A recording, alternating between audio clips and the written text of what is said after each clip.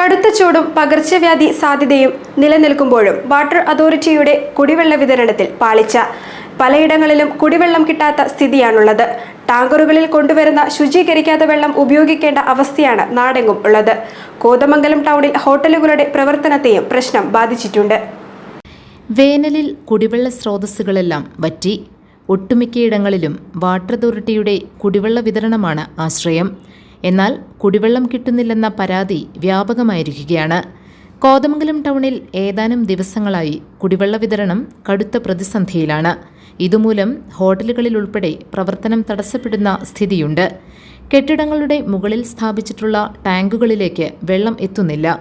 ടാങ്കറിൽ വെള്ളം എത്തിച്ചാണ് പ്രതിസന്ധി മറികടക്കുന്നത്.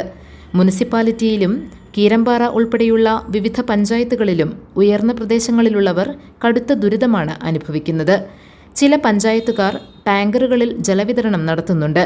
സ്വന്തം നിലയിൽ വില കൊടുത്തു വാങ്ങി വെള്ളം ഉപയോഗിക്കുന്നവരും ധാരാളമാണ്. പമ്പിംഗ് പ്രശ്നം, ലഭ്യതക്കുറവ്, വൈദ്യുതി തടസ്സം തുടങ്ങിയ കാരണങ്ങളാണ് ജലവിതരണത്തിൽ പ്രതിഫലിച്ചിട്ടുള്ളതെന്നാണ് അധികൃതരുടെ വിശദീകരണം. പ്രശ്നത്തിന്റെ ഗൗരവത്തിനനുസരിച്ച് ഉദ്യോഗസ്ഥരും ജനപ്രതിനിധികളും ഇടപെടുന്നില്ലെന്ന ആക്ഷേപവും ശക്തമാണ്. GTV news, Kothamangalam.